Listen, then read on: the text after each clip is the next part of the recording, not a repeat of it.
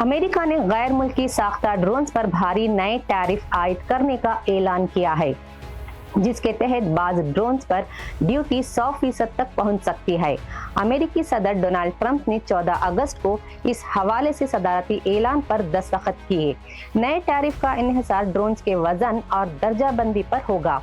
छोटे ड्रोन्स पर 25% ड्यूटी आयद होगी, जबकि 25 किलोग्राम से ज्यादा वजन रखने वाले ड्रोन्स पर ज्यादा से ज्यादा 100% टैरिफ लागू होगा। ड्रोन के पुर्जे भी नए टैक्स के दायरे में शामिल किए गए हैं। बर्तानिया में तैयार होने वाले पुर्जों पर 10%, जबकि यूरोपीय यूनियन, जापान, लिechtenstein, जनूबी कोरिया, स्विट्जरलैंड और ताइवान से आने वाले पुर्जों पर 15% ड्यूटी आयद की जाएगी। नए टैरिफ मुख्तलिफ मसनूआत की दर्जाबंदी के मुताबिक 21 से 180 दिन के दरमियान नाफिज़े अमल होंगे।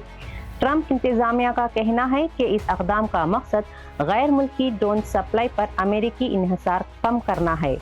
अमेरिकी हुकाम के मुताबिक बाज़ गैर मुल्की इदारों के ड्रोन और उनके पुर्जा जात सलामती और तहफ़्फ़ुज़ के खतरे पैदा कर सकते हैं, जबकि अमेरिकी सिक्योरिटी ज़रूरियात पूरी करने के लिए मुकामी पैदावार फ़िलहाल काफ़ी नहीं। दरअसल यूक्रेन समेत मुख्तलिफ तनाज़ात में ड्रोन्स जंग तेजी से बढ़ रही है।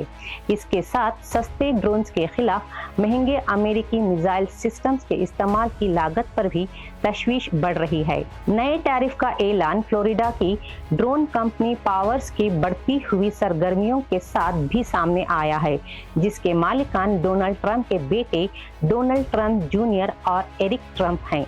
कंपनी मुख्तलिफ ममालिक बशमूल खलीजी रियासतों में अपने ड्रोन्स की मार्केटिंग कर रही है।